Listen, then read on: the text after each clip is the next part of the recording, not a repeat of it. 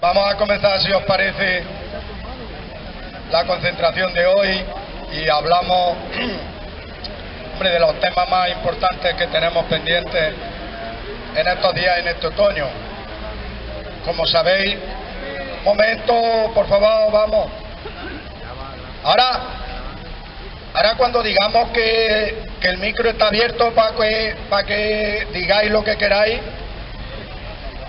a ver si os apuntáis también a hablar. Bueno, decía, los temas más importantes, hombre, el más importante y el que tenemos ahora mismo entre manos es el de la manifestación del 15 de octubre. Sabéis que estamos apuntando, estamos ya por el segundo autobús, pero hace falta gente para completar. Seguir animando y como dijimos el otro día, no va a haber límites, si hubiera que poner un tercer autobús, pero lo más importante es por lo menos completar este segundo autobús que hemos comenzado. Y animando como sea, a familiares, a vecinos, a quien sea, a quien sepáis. Antonio, apúntate al autobús para Madrid. Bueno, lo más importante es eso porque aunque lo hemos debatido mucho, le hemos debatido varias mañanas ya de estas cuando hemos reiniciado las concentraciones en septiembre, estamos en un momento importante. Lo que nos jugamos es mucho.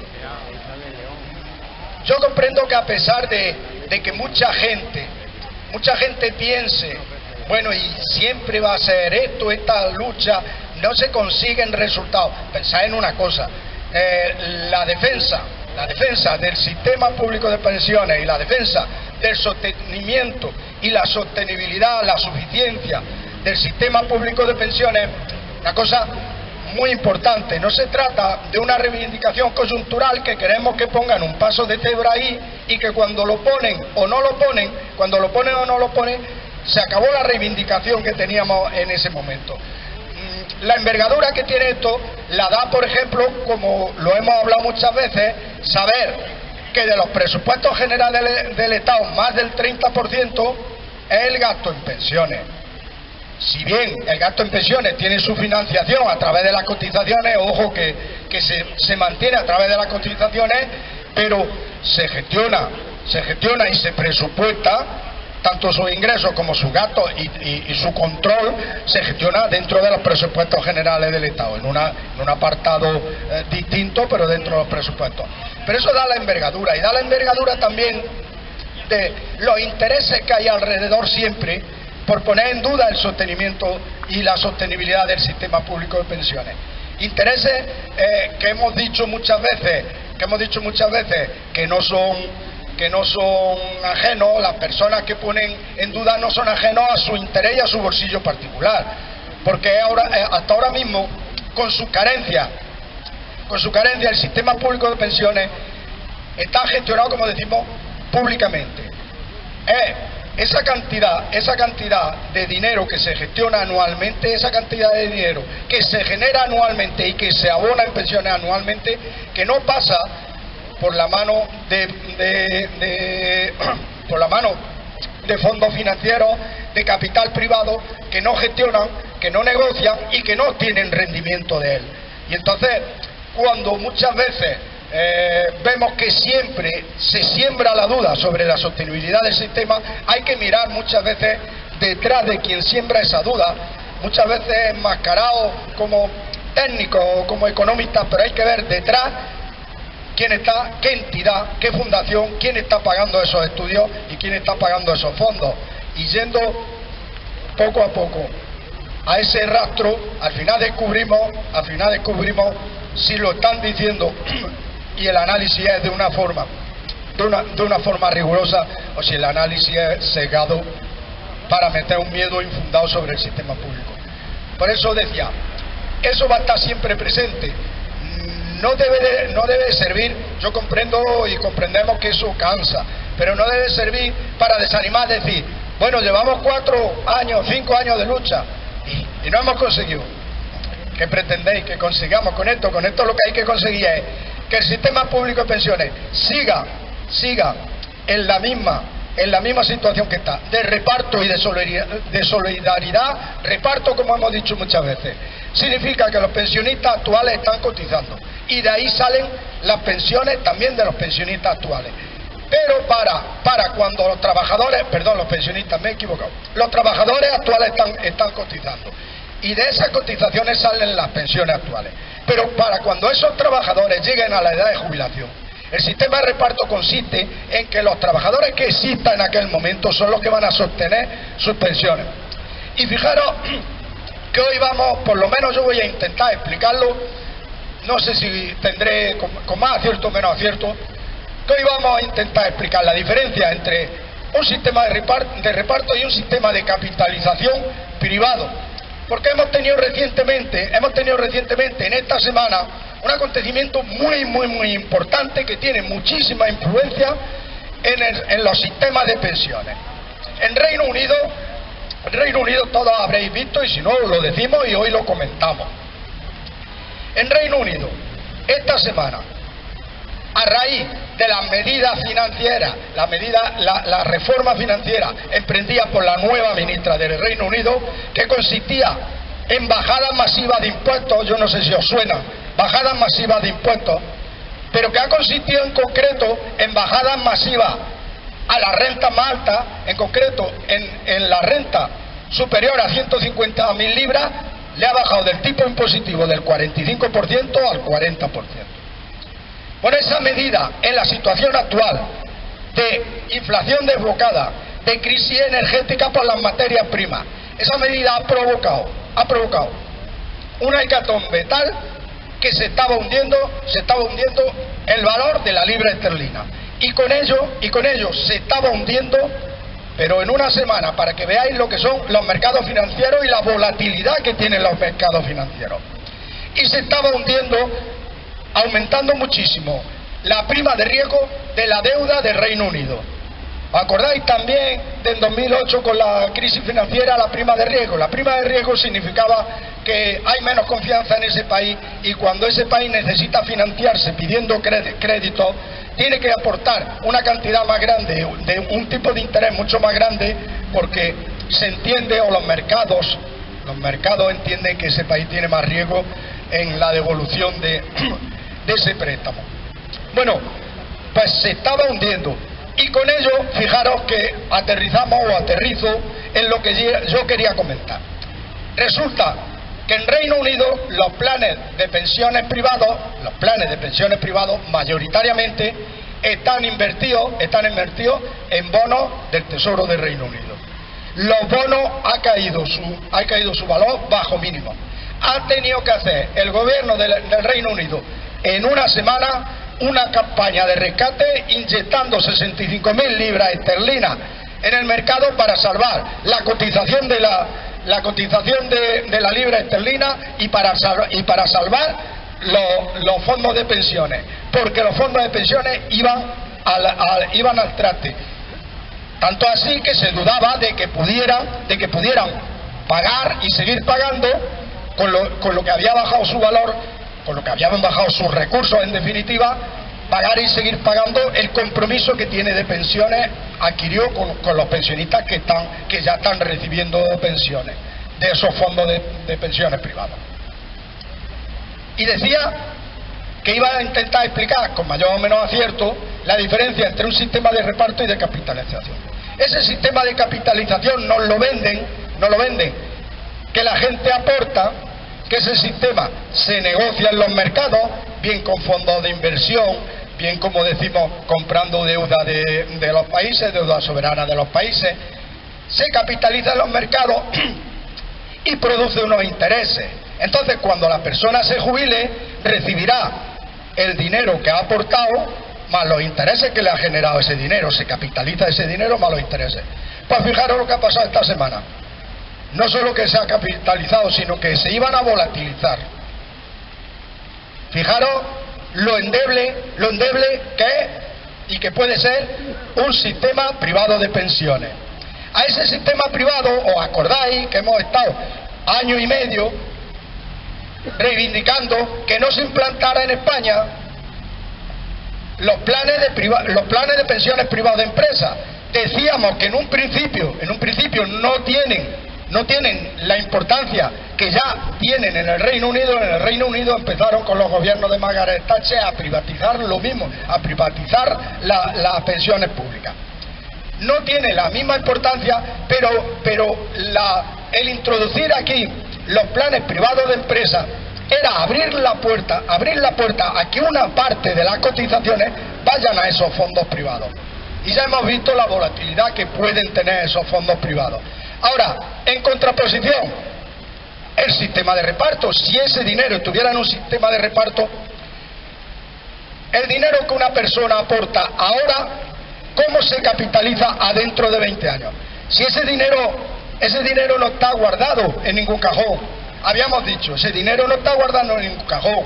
Ese dinero, cuando una persona sea pensionista, le va a surgir de las cotizaciones que se estén haciendo en ese momento. Y las cotizaciones que se hacen en ese momento están garantizadas por el Estado, no están garantizadas por los mercados ni nada, están garantizadas por el Estado, que es el que tiene que garantizar el bienestar de la gente, pero además están, por así decirlo, actualizadas al IPC. Se está cotizando lo que en ese momento, no los precios de hace 20 años. No es preciso capitalizarla ni ganar tanto dinero como nos quieren hacer creer, que ese dinero invertido en los mercados gana mucho y cuando nos jubilemos hay mucho.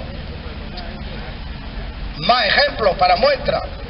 Lo tenemos aquí en España. Lo que pasa es que no es masivo y no es numeroso y tampoco sale mucho empresa. Es cierto que está algo lejos de nosotros, de aquí de Andalucía, pero tampoco hay mucho interés en que salga empresa. En España, quien más avanzó en esos fondos privados de empresa fue en el País Vasco. Ya lo hemos comentado muchas veces, que lo llaman la EPSV, entidades de previsión social voluntaria, no sé qué, promovida sobre todo por el gobierno vasco. Comenzó de entrada a hacérselo a todos sus empleados, se le hizo a todos sus empleados, y una parte de los salarios, un salario en especie, lo estaban destinando mes a mes a esos fondos privados. Ojo, eso producía un efecto de que esa parte no iba al fondo al fondo público y a la seguridad social. Luego, su pensión, cuando se jubile, tendrá una parte algo menor de la seguridad social y otra parte de los planes privados de empresa. Bueno, pues ya estamos en la actualidad, como esos planes también empezaron hace años, ya han tenido recorrido y ya estamos en la actualidad, que hay muchos trabajadores que han llegado a su jubilación y están demandando. En un principio eso es muy bonito, porque tú formas un fondo de pensiones de eso y todos son ingresos a la bolsa. Además, ingresos que nadie puede tocar. En teoría, esos ingresos se tocan cuando la jubilación, o en situaciones muy excepcionales de desempleo y que no tiene otro recurso y no sé qué tiene que demostrar. Solo se toca en esas dos circunstancias. El resto es ir metiendo la bolsa. Eso es muy bonito. Dinero que está entrando, y yo, como digo, los negocios, y ahora compro bonos del Estado de Reino Unido, y como me descuide los pierdo todos. Bueno, pues ya están demandando, muchos trabajadores del País Vasco están demandando. Y las condiciones de esos fondos, esos planes privados de empresa en el País Vasco, eran dos. O se podía recibir esa renta de su pensión privada, que decimos es una parte, eso tal vez pueda suponer en algunos casos 200 euros mensuales, porque la verdad es que quien garantiza de verdad una pensión suficiente es el sistema público de pensiones. No nos engañemos. Para obtener una pensión de 1.200 euros mensuales en un fondo privado de pensiones hay que destinar pues por lo menos 1.200 euros mensuales también todos los meses a ese plan de pensiones. No nos engañemos que ingresando 100 euros mensuales en un fondo de pensiones luego vamos a tener 1.500 euros de pensión. Eso no hay que ser iluso. Bueno, pues continúo, que me estoy extendiendo mucho. Bueno, cuando esos trabajadores ahora están demandando, tenía dos condiciones: se recibía en forma de renta mensual como un complemento de una cantidad de renta mensual, o se podía recibir de una sola vez. Pues resulta que los trabajadores que lo están pidiendo de una sola vez se lo han negado, y está habiendo movilizaciones que no salen mucho en prensa y todo, pero está habiendo movilizaciones porque no se están cumpliendo el contrato y las condiciones con las que ellos contrataron ese plan de pensiones. ¿Por qué se lo han negado? Porque ya ese fondo sí que tiene que, además de ingresar, tiene que hacer frente a compromisos de pensiones. Y resulta que se han dado cuenta que no tienen suficiente, porque la negociación de ese fondo no se ha capitalizado tanto como creían. Y tienen una especie de corralito, como el famoso corralito de Argentina, cuando alguien tiene tu dinero, en el banco en aquel caso era el corralito, alguien tiene tu dinero, pero no te deja que saques nada más que una cantidad mínima, mes a mes, para que no se desplome pues el banco, para que no se desplome la cuenta de resultados del banco, pero con el efecto pernicioso, que si la moneda o lo que sea se está devaluando, tú quieres retirar tu dinero para que por lo menos no perder más, y no te dejan. Y cuando te lo van devolviendo cada vez más devaluado. Que sepamos que eso está pasando y lo que está pasando. Lo dejo aquí, si queréis hablamos y luego después hablaremos de otra cuestión del ayuntamiento y más, pero si queréis hablamos, porque es que es muy importante fijarnos en eso, y además, sobre todo para cuando decimos, bueno, ¿qué resultados hemos conseguido? Pues mira, hemos conseguido que este sistema público de pensiones, de reparto, de solidaridad intergeneracional, se mantenga. Incluso hemos conseguido mejorar en algo, en muy poco, de las reivindicaciones que tenemos para la gente más vulnerable y las pensiones más vulnerables. Y seguiremos reivindicando que los huecos y los agujeros, y las deficiencias que nosotros veamos, seguiremos reivindicando mejorarlas. Pero mejorarlas no privatizando este sistema, sino mejorando, como digo, en lo que nosotros consideramos deficiencia. Dejo ahora, si queréis, hablar un poco y luego hablamos de la otra cuestión. ¿Quién quiere la palabra? Venga, alguien, que antes estaba ya hablando y no me dejabais comenzar. Venga, deja ahí.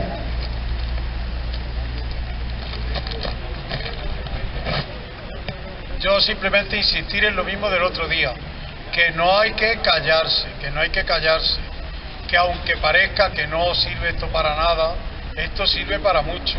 Y una de las pruebas es que siguen empeñados en demostrarnos que tanto aumentar los pagos como los pagos en sí son una ruina. Y si están empeñados en demostrarlo, es porque los primeros que saben que no es así son ellos. Dicen que excusatio non petita, accusatio manifesta. Cuando te dan excusas sin pedirlas, estás acusándote tú mismo. Pues este es el problema. Ahí hay una dinámica donde están lanzando a todo el mundo, primero creando el famoso mito que arrastramos de que somos unos parásitos de la sociedad. Eso para empezar, que ya tiene narices.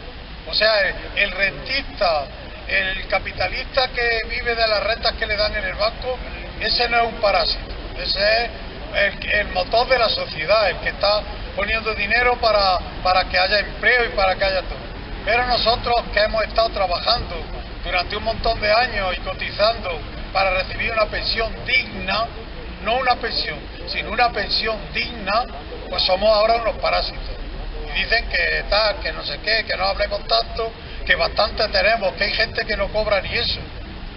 Eso es lo que no puede ser. Entonces nosotros no tenemos que callar jamás, porque por desgracia pertenecemos a la parte más débil de la sociedad, y al burro muerto pues todo se le convierte en palo. No la ceba al rabo, que ojalá, pero no, todos los palos para el burro muerto, ¿vale? Entonces pues yo creo que el debate de que si merece la pena estar aquí o no estar, sobra, porque aunque estuviéramos en la abundancia, ya saben en Londres lo que significa eso, que no te puedes dormir en los laureles. Ya se está viendo lo que le robaba Europa. Londres ha perdido el apoyo, pues me abstengo de toda calificación, ¿vale? Pues nosotros tenemos que hacernos presentes y decir que estamos aquí, en primer lugar, porque nos han robado, y no solo estamos exigiendo justicia, sino estamos exigiendo reparación. No justicia, justicia y reparación. Y a ver cuándo. Si nos callamos, pues dirán, bueno, esto ya, ¿ves? Si esto era cuestión de aguantar. Pues no, que nos aguanten ellos. Ya está. Muy bien. ¿Quién quiere? Déjale a José Valentín o Antonio, no sé quién ha dicho antes. Yo. Ah, bueno, que está Juan, perdón, no me he enterado. Apoyando lo que ha dicho Pepe y lo que había dicho antes Ildefonso, la presencia nuestra aquí y en muchas otras plazas de España está consiguiendo cosas, aunque muchas veces no le damos la importancia o no la remarcamos lo suficiente. Cuando empezamos a hablar de esto aquí en Linares, los que empezamos al principio, creo recordar que en realidad las pensiones estaban subiendo el 0,25%. Año tras año nos subían un 0,25%. Bueno, pues en el poco tiempo que llevamos, que son los 4 años y pico que nombraba antes Ildefonso, hemos pasado a que los 2 últimos años, el anterior me parece que fueron un 1,9 o algo así, este año ha sido el 2,5, y la promesa del Ministerio ahora mismo, que es la que hay que hacer seguimiento y hay que seguir presionando, es la del IPC. La del IPC real, que es lo que pedimos siempre, aunque en realidad después lo que nos aplicaron fue la del IPC medio, que nos aplicarán este año. Yo me temo que va a ser lo mismo, el IPC medio. Pero debemos de seguir reivindicando otras cosas que normalmente no hacemos. Y es que este año hemos tenido subida del 2,5, pero si el IPC se va a poner en el 8 o en el 9%, este año, 2022, perdemos un 6,5% como mínimo. Un 6 y un 6,5%. Eso es lo que perdemos este año. Es decir, que para el año que viene no aumenten el IPC, no significa que este año no hayamos perdido. Entonces tenemos que estar siempre pendientes de ese tema, tenemos que estar siempre presionando también por recuperar lo que los sindicatos, en su marco de relaciones con el gobierno y los empresarios, hablan siempre de revisión salarial a final de año. Es decir, que cuando se dispara la inflación, pues lo que piden es una revisión para ver, ajustar en realidad la subida al IPC real a final de año. Eso nosotros este año lo hemos perdido y ese dinero lo perdemos. Es posible que para el año que viene tengamos una subida, porque además es año electoral, no nos engañemos tampoco, que si fuera el primer año de legislatura a lo mejor ya sería otra cuestión, pero al ser el año electoral no tienen más remedio que cumplir lo que está en ley, porque está en ley la subida del IPC, y lo que están repitiendo continuamente cuando se les pone una alcachofa en la boca, ¿no? Y bueno, sabemos también que hay otras fuerzas políticas que lo están diciendo y que no se tapan, no se cubren, diciendo que no, que ellos, si ellos gobiernan, subida del IPC, nada, que se nos olvide, ¿no? Y por último, otro aspecto importante para el día 15, que estoy viendo aquí el cartel de la manifestación del día 15, es el tema de la auditoría de la deuda, la auditoría de la seguridad social. Es muy importante que se haga una auditoría de la seguridad social para demostrar aquello que Ildefonso ha estado repitiendo continuamente en su intervención, que es la sostenibilidad del sistema público de pensiones. Es decir, que se demuestre que en realidad es sostenible, pese a la cantidad de interesados, porque no se lo podemos decir de otra manera, interesados y a veces muy sinvergüenza, que están continuamente descalificando el sistema y anunciando el estrépito de que esto va a derrumbarse, y así llevan 40 años diciéndolo. Entonces, en la manifestación no solamente se va a pedir el tema del IPC, que la subida sea de acuerdo al IPC, se va a pedir que de una vez por todas se haga una auditoría para que se informe claramente a todos los pensionistas, pero también a toda la ciudadanía del Estado, de cuál es la situación real de la seguridad social y sobre todo en relación a las pensiones.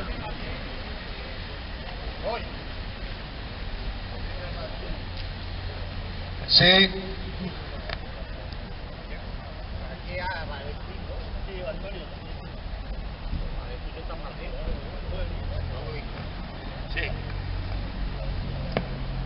En realidad Juan ya ha dicho mucho, solo dos puntualizaciones, ¿no?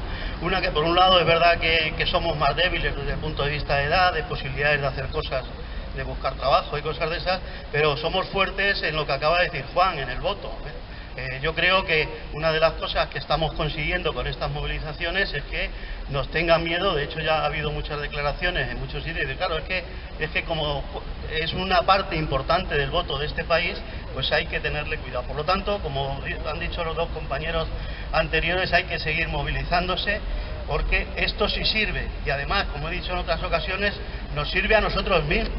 Saber que estamos vivos, saber que participamos de algo colectivo, saber que colaboramos con nuestro pequeño esfuerzo de estar aquí, que a veces no es un esfuerzo, sino que es muy grato, pues a defender nuestros derechos y a decir, yo estoy aquí defendiendo mis derechos. Porque es importantísimo la ofensiva, lo de la auditoría también está claro. Efectivamente, ellos siempre quieren vender que el sistema no es sostenible, y el sistema es sostenible en sí. Recalcar la idea también que ha dicho Ildefonso de los planes privados de pensiones. Los planes privados de pensiones, lo que se hace es efectivamente coger ese dinero e invertirlo en acciones, en bonos, etcétera. Y esos están sujetos al problema de mercado. Ahora mismo está habiendo unas bajadas terribles en la bolsa, y los planes de pensiones, cuando los sigues en la prensa o tal, ves que están cayendo de forma excesiva, cosa que no pasa con el sistema que se ha dicho. Y por último, un tema sobre el asunto de impuestos, que además en Andalucía nos sirve y o sea, nos afecta y mucho, como en la Comunidad de Madrid. Han vendido que bajando el impuesto de propiedades, no sé, ahora mismo no me acuerdo cómo se llama, de patrimonio, pues se beneficia a todo el mundo. Y no es verdad, porque todos nosotros, estoy convencido que el 95% de las que estamos aquí no pagábamos ya impuestos de patrimonio, porque solo se paga a partir de una cifra muy alta de capital que creo que no tenemos.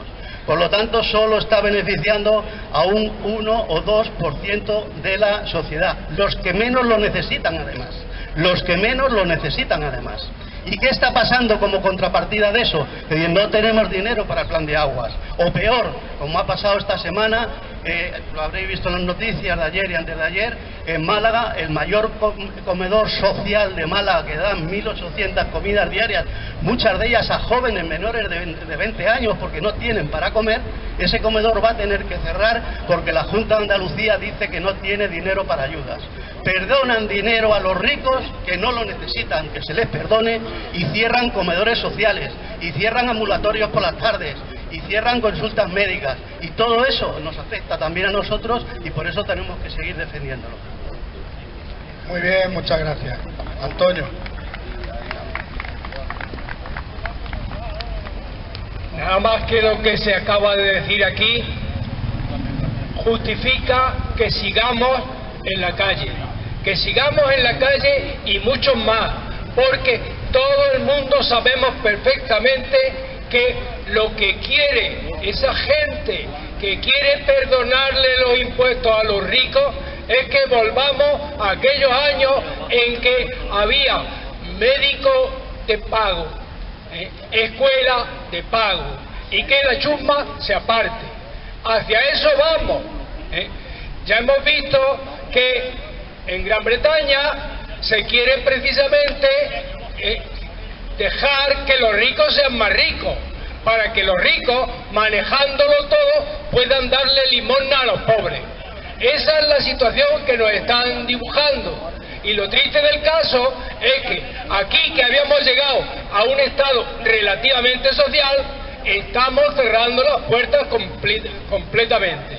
Estamos mandándonos hacia la caridad. Y ni siquiera, como ha dicho el compañero, la caridad la van a mantener, porque cierran los comedores sociales.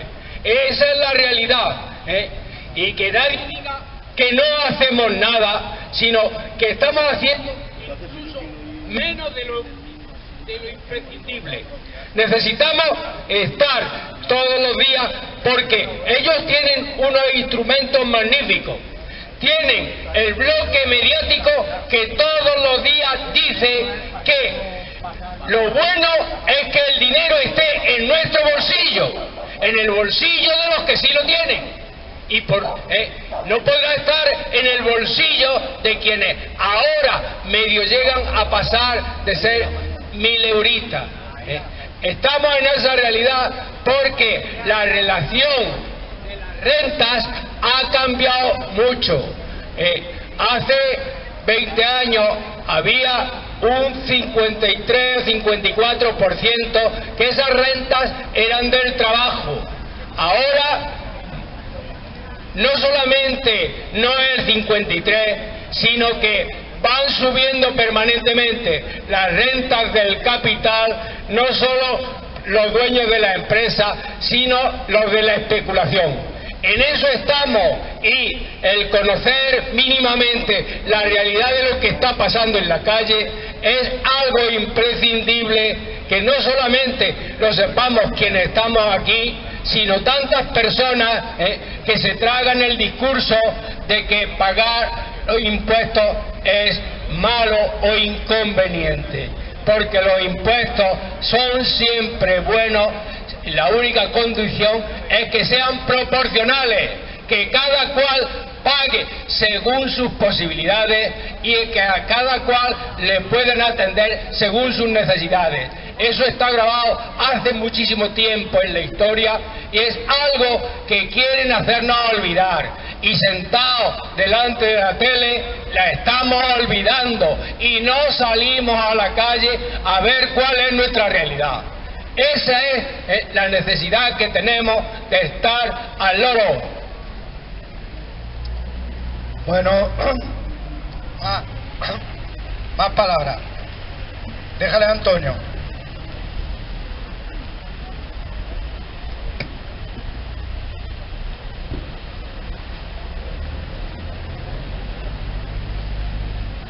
Buenos días a todos. Yo, continuando con lo que ha dicho Antonio, quisiera añadir algo. Y es que sí, los impuestos, claro, los impuestos son buenos, pero son buenos siempre y cuando se dediquen para buenos fines. Por lo visto, hay un tema, ¿no?, que el gobierno quiere imponer, o si no lo ha impuesto ya, que es poner un impuesto a las grandes fortunas, un impuesto a los ricos, entre comillas, ¿no? Lo veo bien, el que más tenga, que más pague y tal, ¿no? Pero lo que hay que ver es ese impuesto a las grandes fortunas, tal, a ver lo que recauden, sean, no sé, 5.000 millones o 500, lo que sea, a ver en qué lo van a dedicar, porque tengo entendido que se supone que si se hace ese impuesto a la grandes fortunas, que sea para dedicarlo a fines como, por ejemplo, la sanidad, ¿no?, la educación, la formación profesional, por ejemplo, es decir, a cosas muy necesarias, la hucha de las pensiones, ¿por qué no? También se ha dicho, ¿no?, que complete un poquito, vaya paliando lo que han ido sacando, ¿no?, en este tiempo, ¿no? Pero si ese impuesto de la fortuna, de la grande fortuna, se lo van a repartir entre ellos en el gobierno, se lo van a dedicar a pagar comisiones y cosas de otros negocios, de cartera y cosas de negocios chanchullos con el extranjero y tal, pues al final, ¿de qué sirve? ¿De qué sirve, no? En fin, es lo que quería añadir, ¿no?, que Antonio habla muy bien y tal, pero yo quisiera aclarar esto, ¿no?, que los impuestos son buenos siempre y cuando se dediquen a cosas necesarias, fundamentales, y que sean un bien social para los españoles, ¿no?, para todos, ¿no?, se repartan bien, pero no para ellos, no se queden ellos, es lo que quería decir. Eso está claro. El destino tiene que ser al sostenimiento y al mantenimiento de los servicios públicos. Sí, cualquier uso parecido al que tú dices es un mal uso, una desviación que tendrá que ser criticada y castigada por todo el mundo. Sí. Antonio, sí, efectivamente, lo triste del caso es que insisto en donde terminamos. Ayer anoche estuve dándole vueltas a lo que fue la primera reforma fiscal. La primera reforma fiscal se hizo en el 77, siendo la UCD la que estaba en el gobierno. Y cuando se hizo, se ponía en la televisión: Hacienda somos todos. Claro, efectivamente, lo que necesitamos es que Hacienda seamos todos. Los que no son Hacienda es los que se lo llevan, y tendremos que saber quién se lo lleva. Desgraciadamente no quiero mirar a la altura, pero que ahí tenemos un buen ejemplo, sabemos quién se lo lleva, Entonces lo que hace falta es que de verdad nos creamos que Hacienda somos todos, y que para que seamos todos es necesario que tengamos los ojos abiertos para saber quién se lo lleva. Lo que no podemos tener en cuenta ni caer en el engaño en que nos están diciendo desde la tele que es que el gobierno actual quiere el dinero para ellos. El gobierno y los poderes públicos tienen que pedir a quienes realmente lo tienen que entreguen su parte, cuota de lo que tienen para el beneficio del común, pero al gobierno actual y al gobierno de todos, al gobierno de todo el mundo. Entonces, en aquel año 77, la gente gobernando UCD, todo el mundo aceptaba que Hacienda somos todos. Sin embargo, todos los días nos dicen en la televisión que es el gobierno el que quiere cogernos el dinero a nosotros y gastárselo a ellos. No entremos en eso. Sabemos perfectamente que hay un bloque mediático que está diciendo no a los impuestos.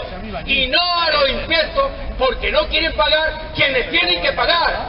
Quienes viven todavía siempre de la herencia y de muchas veces de las grandes herencias. En el fondo de las muchas hay siempre sangre. Entonces es conveniente que la gente estemos al loro y que efectivamente estemos pendientes y que el dinero se gasta donde tiene. Pero ya sabemos perfectamente que lo que no se quiere es dinero para escuela pública, no se quiere dinero para la sanidad, y lo sabemos perfectamente en los sitios más señalados donde más muerte ha habido en la sanidad, y no se quiere reponer la plantilla de médicos que se necesitan, y sabemos perfectamente, y lo sabemos todos. Lo que no podemos hacer es caer como ingenuos en lo que se nos está diciendo, el discurso del no a los impuestos. Porque además siempre hay una persona pública que murió hace poco que decía: los trabajadores en general siempre estamos recibiendo un doble sueldo. Uno es la nómina que tenemos a final de mes y otro es el que tenemos cuando vamos al médico, cuando vamos llevamos a nuestro niño a la escuela, cuando nos hacemos viejos y no podemos valernos por nosotros. Porque hay una olla común que sirve solidariamente al conjunto. Y lo que necesitamos de verdad es que cada una de esas necesidades, de ese sueldo social que debemos de recibir y que nos lo están robando, lo tengamos asegurado. Ese es el meollo, la cuestión que estamos sufriendo aquí, y es la necesidad de estar permanentemente en la calle diciendo que me están robando mi bienestar. Ese es el grave problema, y que tenemos que hacer que la gente lo tenga claro. Todo lo demás son siempre. Y empiezan a decir que si impuestos de esta manera, que si impuestos de otra, que si esta comunidad, que eso. Nos engañan permanentemente con peleas accesorias, porque no quieren entrar a lo fundamental. Y lo fundamental es precisamente eso, que el dinero, la imposición, sea proporcional y que se atiendan a las principales necesidades como ciudadanos. ¿Alguien más? Sí. Déjale a Pepe.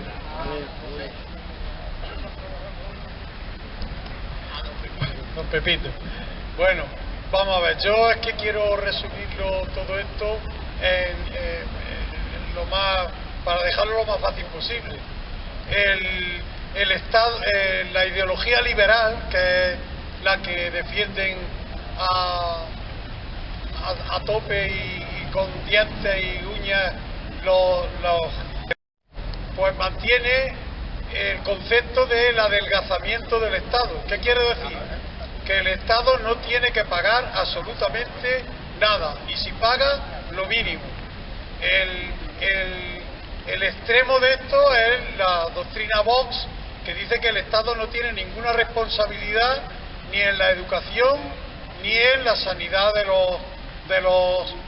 los ciudadanos, que la única responsabilidad que tiene el gobierno para con los ciudadanos es el orden y la defensa, y que el único objetivo que tienen los impuestos es pagar un ejército y unas fuerzas de orden público. Entonces, ¿qué pasa? Pues la derecha defiende esto no porque el capital ni nada, sino porque la ideología de ellos es que el Estado no tiene que pagar para nada la educación, ni la sanidad, ni los viajes del inserso, ni ninguna de estas tonterías que son pamemas que debe de cubrir la iniciativa privada, que es libre de establecer cualquier negocio y cualquier cosa para ganar cada vez más dinero. Frente a eso, pues estamos una sensibilidad más social, la izquierda, que lo que defendemos es que el Estado tiene que defender lo público por encima de cualquier otra cosa, porque lo público garantiza que todo el mundo va a tener los mismos derechos y oportunidades para cosas tan importantes como son la sanidad y la educación, por ejemplo, también la defensa, también el orden, pero la sanidad y la educación, porque tenemos países como son Estados Unidos, que es el país más rico del mundo, que es el jefe por encima de todos los jefes, en los que el mero hecho de contraer un cáncer supone la ruina para toda una familia, cosa que aquí por fortuna no ocurre, y todo el mundo sigue las directrices de los grandes pensadores y economistas americanos e ingleses como si fueran la ley de Dios, cuando estamos viendo que eso no lleva a ningún sitio. Entonces, de acuerdo con lo que dice Antonio, cada vez que se habla de un impuesto, enseguida nosotros, no ellos, nosotros salimos diciendo, no, porque es que claro, si le ponen un impuesto a la gasolina, a las grandes carburantes y a los bancos, luego nos lo van a cobrar a nosotros. No, señor, porque ya el Estado ya procurará, si es que administra bien, que no repercutan los impuestos en los ciudadanos. Y por supuesto, eso de que todo lo que le recauden a los ricos se lo gastan ellos. No, señor, porque hay unos presupuestos generales donde hay un capítulo de entrada y otro capítulo de salida, en el que se tiene que explicar todo y cada uno de los euros que cobra el Estado, que recauda el Estado, y en qué se van a emplear y por qué razones. Y eso se somete al Parlamento. ¿Entendido? Entonces, ¿qué pasa? Pues que cuando tenemos elecciones y nos quedamos en el sillón viendo la tele porque decimos que todos los políticos son iguales y todos son unos sinvergüenzas y ladrones, pues en una de las cosas que estamos provocando es que el Parlamento se llene de sinvergüenzas y ladrones que no son capaces de auditar en condiciones los presupuestos, y se conforman con ir prolongando, como hemos tenido aquí durante un montón de años, los presupuestos que se inventó el señor Montoro, hasta que por fin este año hemos conseguido tener unos presupuestos del gobierno que está gobernando, ¿no? Entonces, pues tenemos que tener eso bien claro, que para robar tiene que haber personas que permiten que se robe, y para eso está el Parlamento, para evitar que el dinero que se ha recaudado vaya a otro sitio. Y segundo, que la derecha lo único que quiere es que el Estado se enriquezca a base de no prestar servicios primerísimos como son la educación y la sanidad. Y ya está, y eso es lo que hay. Y cuando un gobierno de derecha entra en un sitio, pues empieza a minar lo público, porque ellos no creen en lo público, creen en lo privado, que es en lo que creen los que le votan. Y eso es lo que hay. Sí, una cosa, ya hablamos la semana pasada por la preocupación de esta cuestión de los impuestos, de cómo afecta a trabajadores y cómo nos afecta a los pensionistas, que en definitiva lo que hacemos es recibir la renta y la renta diferida de cuando trabajamos ahora. Perdón, es que quería hablar Antonio, no me he dado cuenta. Vale, si no hemos cerrado este tema de los impuestos. Pues hablamos el otro día y yo quería, es conveniente siempre decirlo, porque la verdad es que la confusión que se siembra siempre es muy grande, y cualquier cuestión que pueda servir para aclararlo hay que decirla. ¿Cómo nos afecta el sistema tributario? ¿Cómo afecta en función de la renta? Decía antes Antonio, el dinero que esté en los bolsillos de la gente, vale, el dinero que esté en los bolsillos de la gente, eso a la mayoría suena muy bien. Eso no suena muy bien, el dinero que esté en los bolsillos de la gente, vale, pero vamos a ver, por ejemplo, luego cómo se pone en práctica. Primero digo una frase y luego es probable que esté haciendo totalmente lo contrario a lo que estoy diciendo. Me explico. Puesta en práctica. Llego y quito el impuesto de patrimonio en Andalucía. El gobierno del Partido Popular quita el impuesto de patrimonio en Andalucía. Lo hemos visto, son datos contrastados, afecta al 0,2% de andaluces. Entonces, ese dinero, esa falta de recaudación que se cuantifica en 100 millones de euros, que vendrían muy bien para esos comedores sociales o para cualquier otro gasto social, esos 100 millones de euros que se dejan de recaudar van a pasar a estar en el bolsillo de la gente. ¿Pero de qué gente? Vamos a fijarnos, ¿de qué gente? ¿Para qué gente es para la que se está rebajando? Se dice una cosa, se hace otra. Ahí está, en nosotros está el ser crítico, analizar, por lo menos analizar. En el esquema del sistema tributario. Otra cuestión, la deflactación de las tablas. La deflactación de las tablas y de la tributación.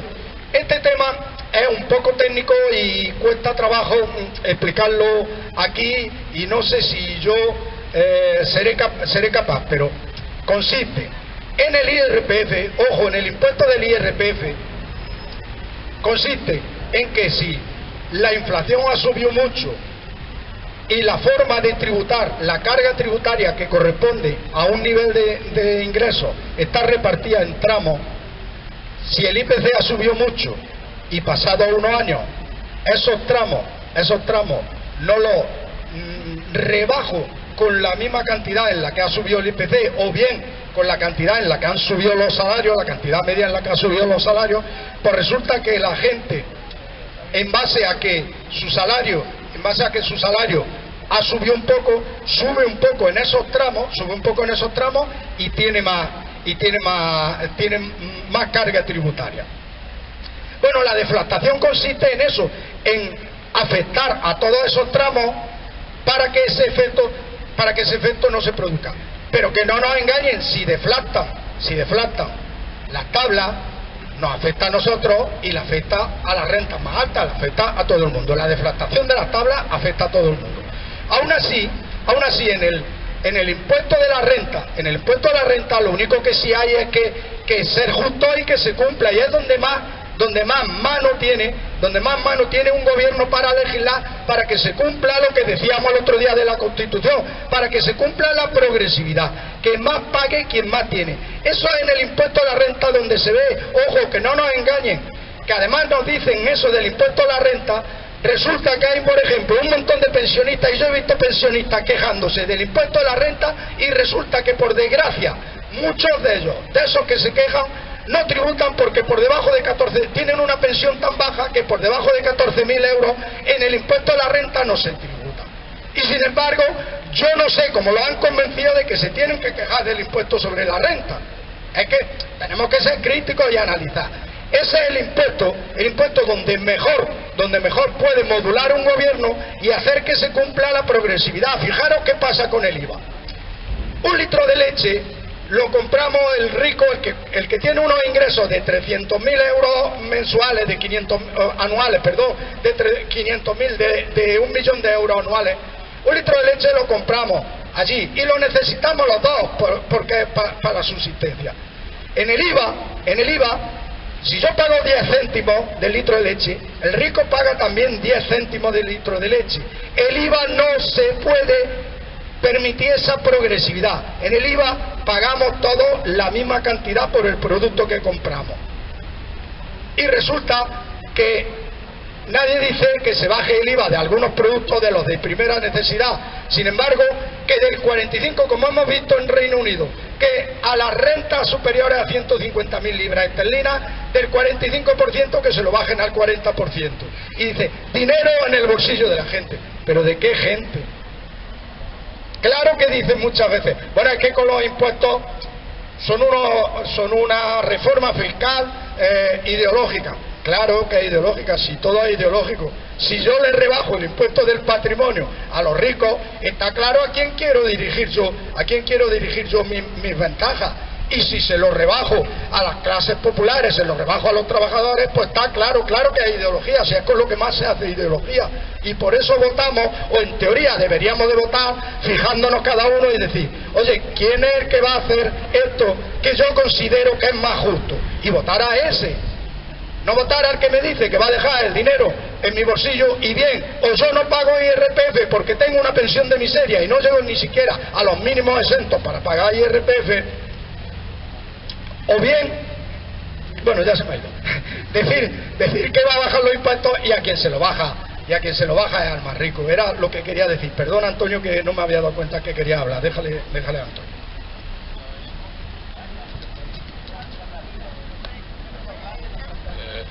Bueno, yo ahora voy a ser muy breve, ¿no? Le di la razón a Ildefonso también una vez más, porque y hablando de ser críticos, pues tenemos que darnos cuenta de una cosa, que sí, que lo lógico es que los ricos paguen más, las grandes fortunas, el impuesto, todas estas cosas, claro, no van a pagar más los pobres, como es lógico, aunque al final sean siempre los mismos los perjudicados, ¿no? Pero damos cuenta de una cosa, si a un rico le suben 4.000 euros de impuestos, digamos, el gobierno le quita 4.000 euros a un rico, y de esos 4.000 euros le da 1.000 euros a cuatro, digamos, pobres o que de verdad lo necesitan, como es lógico, ¿no? 4.000 euros, esos 4.000 euros lo dividen por 4 y lo reparten entre 4 personas a 1.000 euros cada uno. ¿Qué pasa? Pues muy bien, sí, ese rico, por supuesto, mejor se puede cabrear con el gobierno actual y puede que en las próximas elecciones no vuelvan a votar a que normalmente votaban, ¿no? O sea, en este caso, el gobierno o el partido que preside el gobierno perdería un voto, el del rico, pero gana 4 votos. Gana los 4 votos del pobre a 1.000 euros cada uno que ha repartido. Entonces, señores, eso no se llama socialismo, eso se llama sociocomunismo. Es lo que quería decir. Bueno, déjale a José Valentín.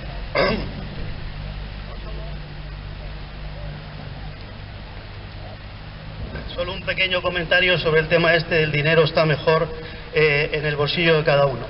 Si alguien nos dice eso, bueno, aquí ya todo el mundo ha visto por qué no es así, pero os voy a dar algunos ejemplos. Cuando te digan eso, dile, oye, ¿tú tienes coche? Sí. ¿Y pagas un seguro? Sí. Pues no lo pagues, quédatelo en el bolsillo. Oye, ¿tú tienes casa con un seguro de la vivienda por si te pasa algo? Sí. Pues no lo pagues, quédatelo en tu bolsillo. Sí que hay que pagar. ¿Por qué tenemos que pagar impuestos? No ya por el tema electoral o no. Tenemos que pagar impuestos porque es con lo que nos sirve para, en los casos en los que necesitemos, apoyarnos. Y además muchas veces decimos, bueno, pero a mí eso del comedor social, yo no tengo que ir a un comedor social, yo no voy a ir a Cáritas a recoger tal. Pero de lo que se trata es de crear un estado de bienestar, que estemos todos protegidos y que todo el mundo se sienta integrado, que derecho a vivir, derecho a la vivienda y eso. Y para eso sirven los impuestos. Y yo por eso prefiero pagar impuestos para poder ayudar a vivir en una sociedad mejor. Muy bien, muchas gracias.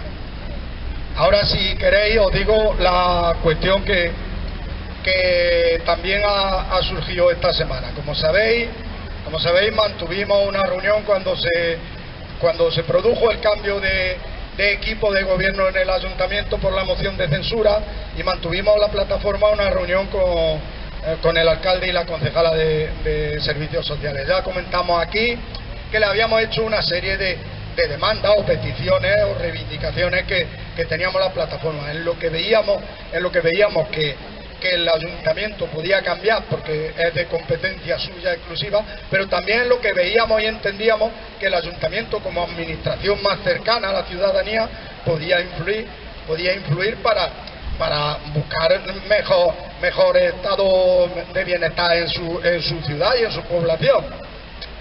Pues bien, en esta semana hemos conocido, nos lo mandó la concejala de Asuntos Sociales, que una de las peticiones que le hacíamos, era que existe una brecha, y se está produciendo cada vez más grande, una brecha en el acceso de muchas personas, especialmente las personas mayores, de muchas personas al acceso a la administración pública, a los trámites de la administración pública. Se está produciendo porque por edad, por educación, o no tienen los recursos, lo hemos comentado, o no tienen los recursos suficientes para hacer cuestiones de forma telemática, o no tienen los conocimientos suficientes. Y cada vez las administraciones van informatizando más los trámites, incluso retirando al personal que tienen para atención presencial, y no hay forma de que te atiendan presencialmente, y entonces se está produciendo una brecha, pero que así como muchas veces te encuentras en algunas situaciones, te encuentras con un muro que dice, bueno, ¿cómo puedo yo ir a esto? Que yo antes llegaba, iba a la oficina y decía, este problema tengo, y allí el empleado, el funcionario me decía, bueno, esto aquí, esto lo otro, o mañana te tienes que traer esto relleno. Ya está. Ahora se está produciendo un cambio, esa barrera está existiendo y no hay acceso. Le pedíamos que habilitaran una ventanilla presencial, a pesar de que es bueno que los avances tecnológicos produzcan mayor eficiencia, porque sí, hay mucha gente que puede hacer trámites sin necesidad de desplazamiento, sin necesidad de algunas veces solicitar permiso en su trabajo, y puede hacer trámites telemáticamente. Eso es un avance y hay que celebrarlo y hay que recibirlo bien. Pero no se pueden cortar la vía de acceso del resto de personas, ignorando muchas veces mirando hacia otro lado, ignorando el problema que se está generando, mirando hacia otro lado y no lo queremos ver, y ese problema se está generando en el ayuntamiento y en otras administraciones. Lo hemos hablado muchas veces con la gestión del ingreso mínimo vital y todo eso. Pues bien, el ayuntamiento nos comunicó que ya han puesto que desde hoy lunes día 3 comienza a funcionar una ventanilla para las personas mayores de 70 años, la han ampliado también a personas con diversidad funcional, que comienza a funcionar sin una ventanilla de atención presencial, sin necesidad de cita previa, sin necesidad. La valoración que tenemos que hacer de esto no puede ser otra. Valoramos muy positivamente la receptividad que tuvieron a la demanda que le hicimos y la sensibilidad para con el problema y el intento de solucionarlo. Lo único, sí, decir también, le hicimos otras cuantas peticiones. Esperamos y esperemos que en la misma línea de receptividad y de sensibilidad le vayan dando salida a esos que son problemas. Por recordar algunos, los teníamos escritos en el papel, no sé si me recordaré todo. Por recordar algunos, le dijimos los problemas que hay en la tramitación de las solicitudes de dependencia. Hay una parte que es compartida con la Junta de Andalucía, pero hay una competencia municipal en la tramitación. Eso sí es de Asuntos Sociales, y le transmitimos los problemas que había. Nos dijeron que había algunos problemas con las trabajadoras sociales, precisamente las de la Junta de Andalucía, pero que se estaban intentando suplir desde el ayuntamiento. Vamos a ver si es verdad que comienza a rebajarse los días de espera para que o bien te tramiten tu solicitud o bien luego después empiecen a darle salida a la ayuda y a la prestación una vez que ya está valorada la persona y está reconocido algún grado de dependencia. En esa misma línea de los servicios sociales le transmitimos el problema que había con el ingreso mínimo vital, que si bien no es de gestión del ayuntamiento, es gestión de la administración del Estado, en concreto el Ministerio de la Seguridad Social.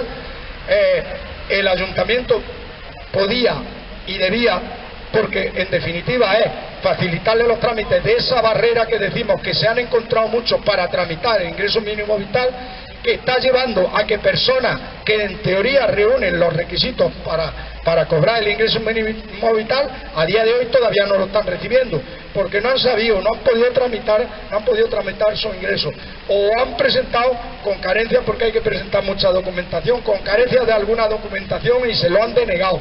Entonces, nuestra petición era que el ayuntamiento proactivamente no solo se limitara a decir, bueno, aquí tenemos una persona para rellenarlo, sino que proactivamente, de cualquier forma, haga publicidad en los espacios, en los sitios donde se sabe que hay personas, en asociaciones de vecinos de algunos barrios donde se sabe que hay personas que pueden reunir los requisitos y que pueden ser potenciales perceptores de esa ayuda.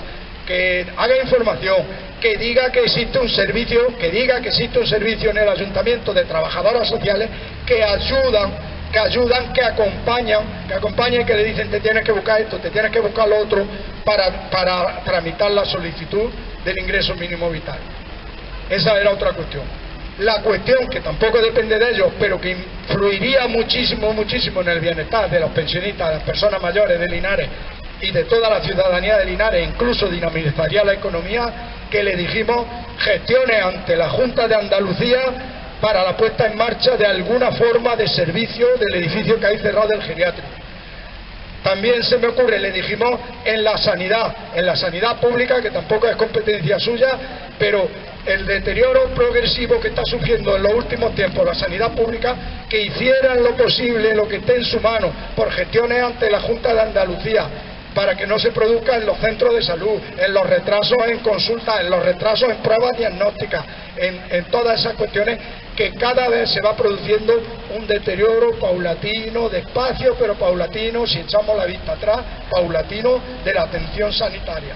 Y los mayores y los jubilados, por desgracia, somos personas que frecuentamos y necesitamos más de los servicios sanitarios. Entonces, por eso, en calidad de representantes, en este caso, de un sector de la población, de las personas mayores, en calidad de eso se lo decíamos. Es por recordarla, decir que la valoración, no podemos hacer otra valoración que muy positiva, que valoramos positivamente que se haya puesto en marcha esta ventanilla y que esperamos la misma receptividad y la misma sensibilidad para el resto de peticiones. Sobre esto nada más por mi parte, pero si queréis alguna palabra o alguna cuestión, Enrique, déjale.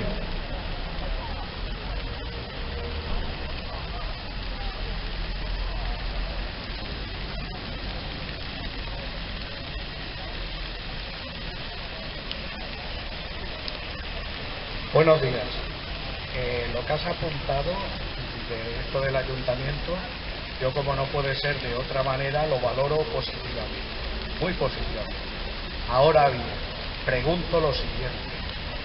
En el colectivo nuestro, en lo que se refiere a personas mayores, han fijado la edad a los 70 años. Persona mayor eres a partir de los 65.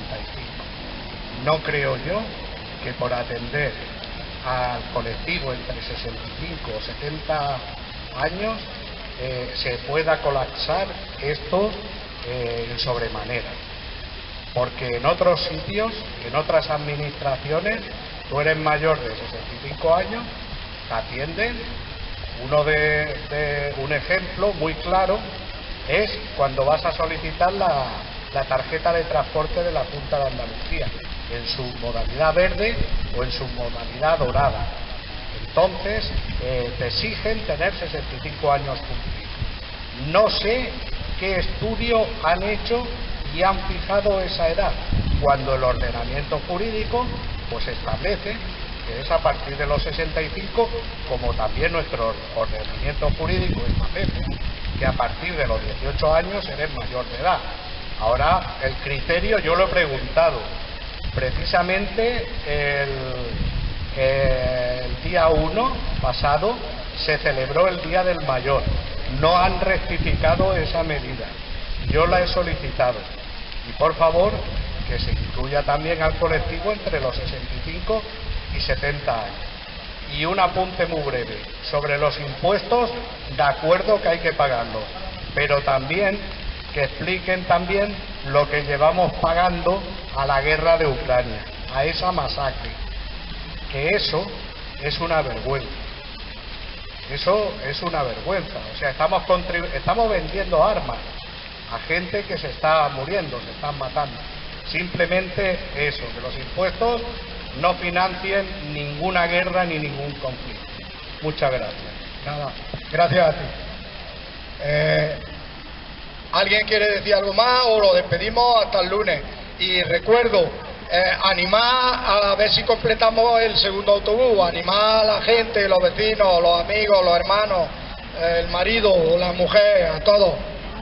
De acuerdo, el próximo lunes nos vemos a las 10 de la mañana.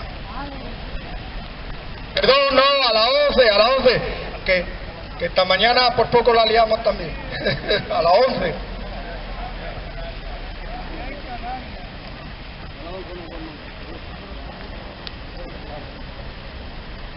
Ahí,